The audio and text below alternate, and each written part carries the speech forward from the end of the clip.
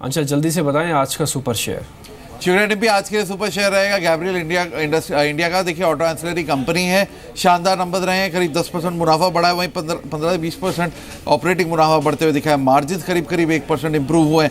अच्छी चीज़ ये है कि ब्याज लागत लगातार घट रही है। 4 तिमाहियों से कंपनी ने अपनी इंटरेस्ट कॉस्ट को कर्टेल किया है, वो गोइंग अहेड कंपनी को फायदा देती हुई दिखेगी।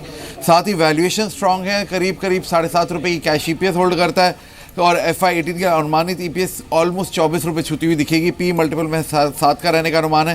सेक्टर के मुकाबले शेयर अभी भी सस्ता है, शेयर की पी मात्र 6 की मल्टीपल में। तो इन सभी ट्रिगर को देखते हुए कारवी मानता खरीदारी करिए।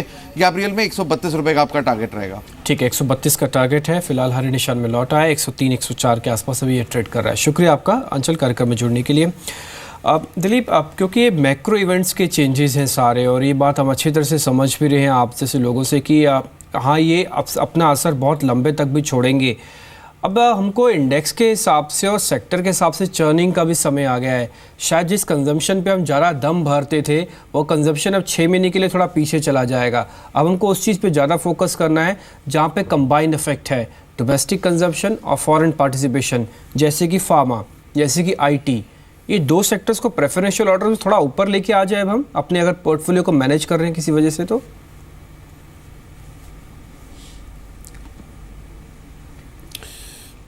बिल्कुल, आई थिंक जहाँ तक फार्मा सेक्टर का सवाल है, मुझे लगता है कि ये शायद एक सेक्टर है जहाँ पर आपको एक प्रोएक्टिव रिटर्न्स मिल सकते हैं over next 12 to 15 months on a risk return basis. Risk बहुत लिमिटेड है।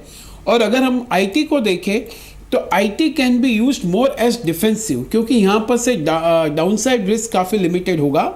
क्योंकि काफ़ी सारे factors have been priced in, जो फियर्स हैं अबाउट H1B वीज़ा, जो ट्रम्प के जो स्टेटमेंट्स हैं, उसको सबको काफ़ी हद तक प्राइसिंग कर लिया है। और इसके बाद भी अगर कदम उठाते हैं तो शायद डाउनसाइड विल बी लिमिटेड। और हम देखें कि IT companies are still generating almost about 28-29% ROEs और still generating reasonable free cash flows.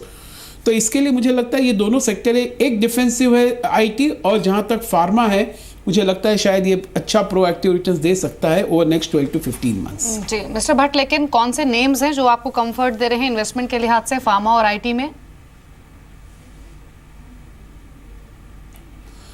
जहाँ तक फार्मा का सवाल है, मुझे लगता है एक सन फार्मा है जिसको जरूर लेना चाहिए। ग्लेनमार्क है, उसको लेना चाहिए, उसमें कोई डाउट नहीं है। और something like Lupin slightly on a longer term basis.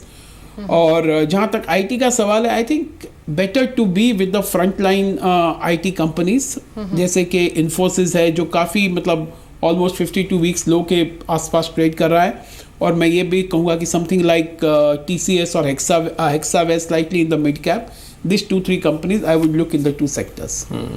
Dilip, कई स्टेट्स में अभी इलेक्शंस भी होने हैं, आपको पता है, उसमें उत्तर प्रदेश भी है, और ये शायद हो सकता है बजट से पहले इसकी अनाउंसमेंट भी हो जाए।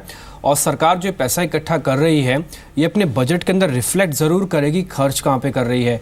और ये बात तय है कि किसानों को लेकर, क्योंकि उत्तर प्रदेश के अंदर चुनाव हैं तो वहाँ पे काफ़ी पैसा खर्च होगा। एक स्पेस जो उभर के आ सकता है इस चर्निंग से, वो क्या एग्रीकल्चर और एग्रीकल्चर ड्रिवन कंपनीज हो सकती हैं? क्योंकि एस्कॉर्ट्स के चार्ट देख के हमको ऐसा लग रहा है कि शायद एक बार पुल बैक की वापस तैयारी हो रही है। जो इंस्टीट्यूशनल्स दूर थे वो वापस आ रहे हैं अब धीरे धीरे शायद इस सेगमेंट पे।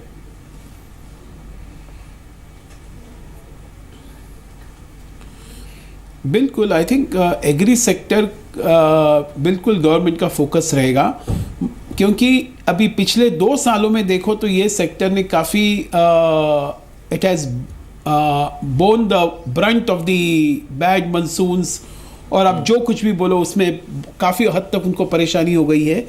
और ये एक साल था जहाँ पर the rains were very good, लेकिन जिस तरह से उनके प्रॉब्लम्स जो पेपर में आ रहे हैं कि शायद उनके हार्वेस्ट रेडी है और they are not able to sell, so some of those problems will need to be addressed properly by the government in the budget. तो जरूर इस सेक्टर को काफ़ी हद तक पुश मिलेगा। डर सिर्फ इतना है कि ऐसा नहीं हो जाए कहीं कुछ सब्सिडी के हिसाब से इनको दे दे, which can be a non-planned expenditure and which can put further pressure on the fiscal deficit for the government.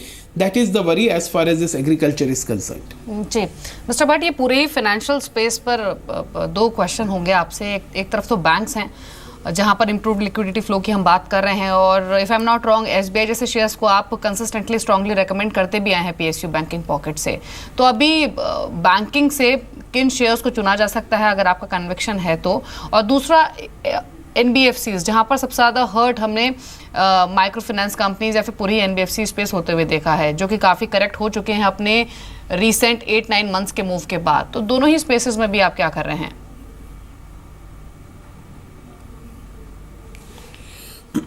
जहाँ तक बैंकिंग स्पेस का सवाल है, ये दो मुद्दे जरूर सामने आएंगे। एक तो banks will be flushed with liquidity because of the deposits, और सेकेंड जो पोटेंशियल एक थ्रेट है कि शायद ये डीमोनेटाइजेशन की वजह से शायद एनपीएस एकदम फिर के उभर के आ जाएंगे, या एनपीएस जो नहीं थे वो रडार में आने लग जाएंगे। तो ये दो चीज़ को ध्यान में रखते हुए फिर भी लग रहा है something like SBI still looks very good on a risk return basis. अगर हम देखें कि उसकी लिक्विडिटी देखें, उसके एनपीएस जो उन्होंने प्रोवाइड किए, ये सबको देखें, तो मुझे लगता है शायद एसबीआई अभी भी काफ़ी चीप चल रहा है। और जहाँ तक प्राइवेट सेक्टर बैंक का क्वेश्चन है, I think something like without doubt HDFC सबके पोर्टफोलियो में रहेगा और रहना भी चाहिए। Something like I think either an IndusInd bank और something like ICICI bank should be there in the portfolio. और जहाँ तक एनबीएफसी का क्वेश्चन है, मुझे लगता है we should still stick to something like Mahindra finance और something like a Shriram transport, जिन्होंने मैक्सिमम हिट ले लिया है बिकॉज ऑफ द वरीज। और वो हम अक्सर ये देखते हैं कि ये फियर्स आर ऑलवेज एग्जैजरेटेड और उसकी रियलिटी जरा डिफरेंट होती है। इस एजम्पशन को लेते हुए लग रहा है कि शायद ये दोनों कंपनीज जो काफ़ी हद तक करेक्ट हो चुके हैं should be there on the radar. Dilip, मैं आपसे वो सभी शेयर्स भी सुनना चाहता हूं जो इस समय मार्केट्स के अंदर एक सेफ हेवन के तौर पर हैं। देखिए आप, नो डाउट जिन्होंने अभी तक पैसा नहीं लगाया, एक बाज़ार करेक्ट होने की वेट कर रहे थे, ऑलरेडी करेक्ट हो चुका है मार्केट को। अभी अगर किसी को इन्वेस्टमेंट करना है तो वो फर्स्ट इंस्टेंस में कौन से शेयर को चुने अभी?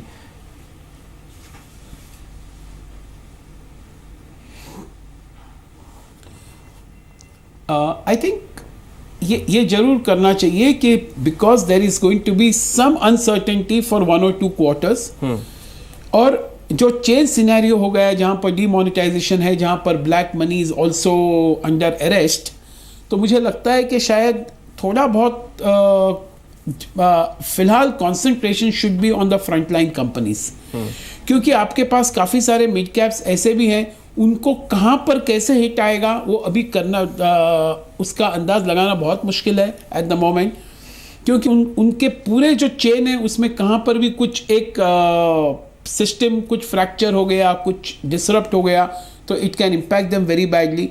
So I think under that situation, the investor, if he's investing, should focus on the frontline stock, including some of the stocks which you already mentioned. Plus I think infra के थोड़े बहुत नाम ले सकते हैं, जैसे कि लार्सन एंड टूब्रो जिसने कल एक रिजल्ट का डिक्लेयर किया, मुझे लगता है काफ़ी हद तक ठीक था considering the overall challenging environment. और something like Nagarjuna construction also should be good. जी मिस्टर भट्ट, ये एक टाटा ग्रुप पर भी आपकी एक राय लेना चाहूँगी. करीब 1 महीना होने जा रहा है इस टसल को, हम एलिगेशंस काउंटर एलिगेशंस का सिलसिला कंसिस्टेंटली देख रहे हैं. लेकिन मैं क्वेश्चन ये पूछना चाहती हूँ कि जब से कॉर्पोरेट बैटल शुरू हुआ है, क्या तब से लेकर अब तक जो आपके क्लाइंट्स हैं उन्होंने इंक्वायर किया है आपसे कि इन स्टॉक्स को लेकर क्या करना चाहिए, या फिर अभी भी कॉन्फिडेंट नजर आ रहे हो भले ही चाहे ये बैटल कोई भी रुक ले?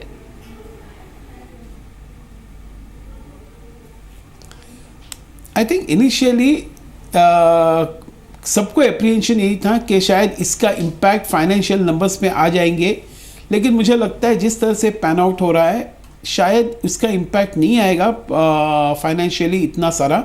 और मुझे लगता है अभी भी within that pack something like Tata motors है जो हमारे हिसाब से काफ़ी हद तक that's a stock which we can recommend.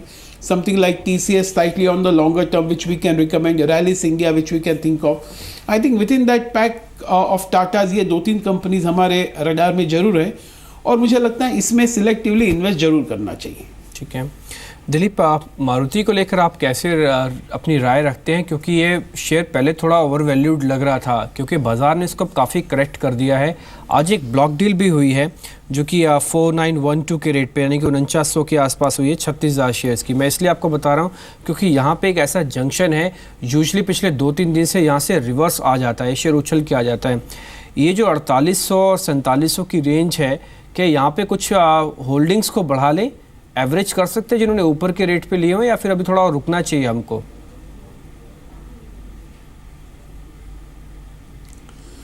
Well, Maruti जैसे स्टॉक तो आपके पोर्टफोलियो में जरूर एक कोर पोर्टफोलियो जैसा होना चाहिए। तो मुझे लगता है कि कोई भी ऐसा सोच रहा है इन्वेस्ट करने का तो they should try to enter Maruti gradually. थोड़ा बहुत अगर आप 100 रुपया उसमें इन्वेस्ट करना चाहते हैं तो मुझे लगता है कि 10% करके over next 2 to 3 months one should try to invest. जी मिस्टर भट्ट, लेकिन जो प्री डिमोनेटाइजेशन लेवल्स थे मार्केट में, वो मार्केट्स कब तक अचीव कर सकते हैं? क्या 6 से 9 महीने लग सकते हैं या फिर उससे भी कम समय?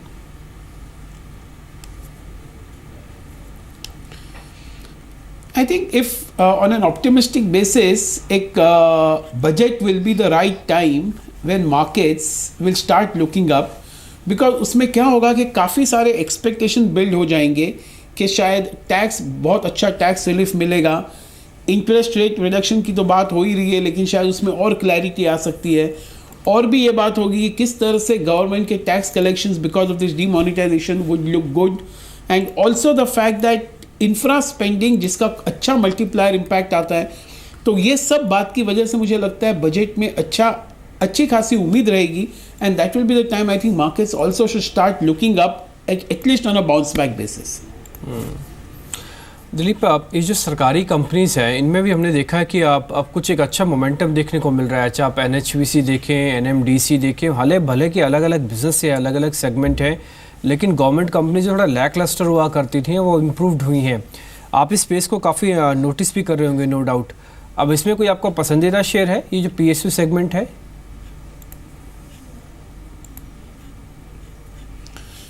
नहीं, जैसे मैंने कहा कि बैंकिंग में SBI काफ़ी ठीक लग रहा है। मुझे लगता है oil marketing companies HPCL, BPCL still continues to look good, and beyond that I don't think we are tracking too many companies और we don't have a very positive view. जी मिस्टर भट्ट, अब जो अपकमिंग इवेंट्स हैं उसमें RBI policy है, fade की बैठक है। मैं RBI पॉलिसी पर खास तौर से आप एक कमेंट्स लेना चाहती हूँ। 25 बेसिस पॉइंट के कट की बात हो रही है, क्या आपका भी यही सोच है या फिर इससे ज़्यादा कट की एक्सपेक्टेशंस कर रहे हैं? और दूसरा सवाल ये, 25 बेसिस पॉइंट का कट क्या मार्केट को चीयर अप कर पाएगा? मुझे लगता है 25 बेसिस पॉइंट तो प्राइस्ड इन है, इसमें कोई दो राह नहीं है।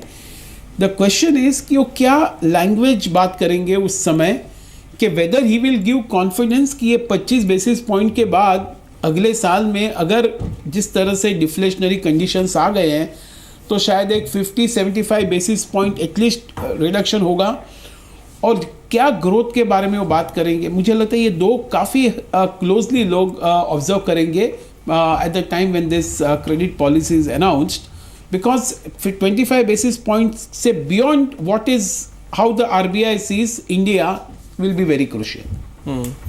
ये ऑटो एंसिलरीज को हम काफ़ी इंजॉय कर रहे थे दिलीप, क्योंकि लिक्विडिटी भी थी, इनके नंबर्स भी हमको अच्छे दिख रहे थे, क्योंकि ये क्वार्टर तो नो डाउट थोड़ा मुश्किल भरा रहेगा क्योंकि सेल्स के नंबर अब आ जाएंगे दिसंबर के स्टार्टिंग में ही। क्या एक बार नंबर्स को डाइजेस्ट करने के लिए दें बाजार को कि हाँ ठीक है, नंबर्स पे आप कैसे रिएक्शन देते हैं?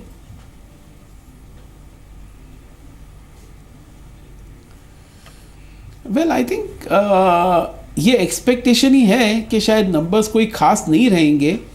अगर नंबर्स किसी के आ भी गए तो क्वेश्चन आ जाएगा कि इन्वेंटरी कितना बढ़ गया आप लोगों का इन द सिस्टम। अगर वो सेल्स भी बुक हो गए हैं लेकिन इन्वेंटरी कितना बढ़ गया है, तो मुझे नहीं लगता कि इसमें कोई सरप्राइज वाली बात है। ये जो मार्केट में नर्वसनेस है is because of all this things, कि शायद ऑटो नंबर्स खराब आ जाएंगे, शायद कंज्यूमर ड्यूरेबल्स के नंबर ठीक नहीं आएंगे, सीमेंट के नंबर्स में शायद थोड़ा बहुत इम्पैक्ट आ जाएगा। तो ये सबको ध्यान में रखते हुए लग रहा है कि अनलेस और until somebody surprise is very much on the negative side तो बात ही अलग है। लेकिन क्वेश्चन इज ये this particular negativity in the और the decline in the auto numbers is priced in, What they talk beyond this is very important. जी, चलिए शुक्रिया मिस्टर भट्ट, आप शामिल हुए शो में और आपने मार्केट्स पर अपने व्यूज़ रखे, अपनी चॉइसेस भी बताई इन्वेस्टमेंट के लिहाज से, शुक्रिया आपका। तो इक्विटी मार्केट्स अभी भी एक छोटे से दायरे में ही ट्रेड कर रहे हैं और शुरुआत हालांकि आज अच्छी हुई थी, कोशिश की थी निफ्टी ने 8050 के लेवल को पार करने की, लेकिन अब दिन के निचले स्तरों पर 8000 के लेवल को निफ्टी ब्रीच कर चुका है और 7986 पर ट्रेड कर रहा है। तो इक्विटीज प्रेशर में है।